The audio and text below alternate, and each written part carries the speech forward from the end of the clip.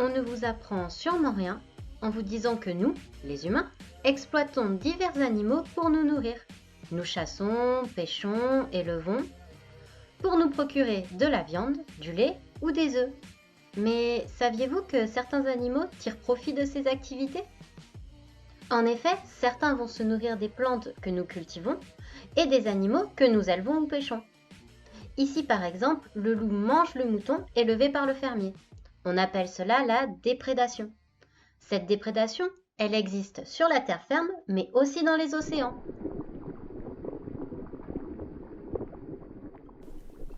Tu vois cet animal ? C'est un phosorque. Comme les dauphins, les orques et les cachalots, il appartient au groupe des odontocètes. Ce mot veut dire cétacés à dents. Ces animaux possèdent en effet de petites dents pointues qui leur permettent de déchiqueter les gros poissons qu'ils mangent. Oh ! Regarde, il ne se gêne pas. Il essaie d'attraper un poisson sur une ligne. Cette ligne a été posée en pleine mer par un palangrier, c'est-à-dire par un bateau qui pratique la pêche à la palangre. Les pêcheurs déposent un long fil de pêche appelé ligne mère. Des lignes secondaires y sont accrochées, au bout desquelles se trouvent des hameçons et des appâts, comme des calmars, des maquereaux ou encore des sardines. Cette pêche vise surtout les thons et les espadons. Il peut y avoir jusqu'à 3000 hameçons sur une palangre et elle peut mesurer jusqu'à 150 km. C'est 3 fois la longueur du tunnel sous la Manche. La palangre va dériver avec le courant pendant près de 8 heures avant d'être remontée sur le palangrier pour récupérer les poissons capturés. Pourquoi la déprédation par les odontocètes lors de la pêche à la palangre pose problème ?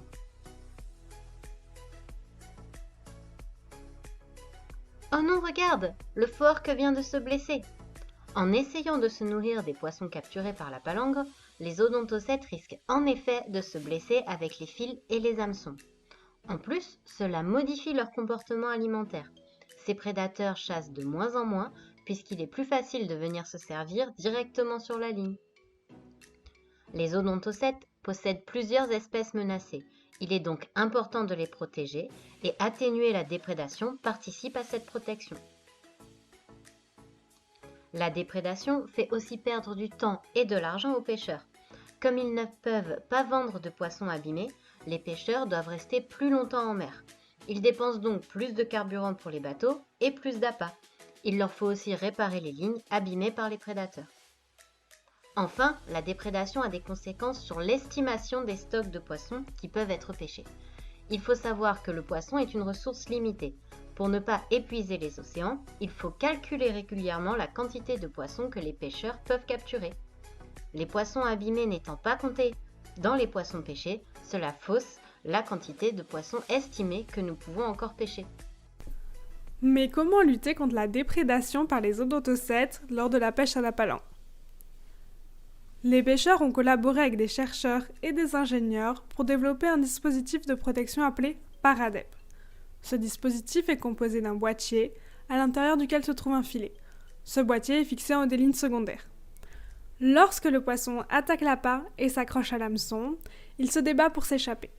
Cette agitation déclenche l'ouverture du boîtier, le filet en sort et descend le long de la ligne jusqu'au poisson pour l'envelopper et ainsi le protéger. De cette manière, les prédateurs ne pourront plus s'en nourrir et le pêcheur aura un poisson en bon état.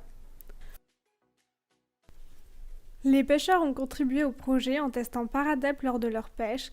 Ils ont donné leur avis aux chercheurs pour améliorer son fonctionnement et son efficacité. Avec Paradep, il sera ainsi bientôt possible de concilier pêche palangrière et conservation des odontocètes.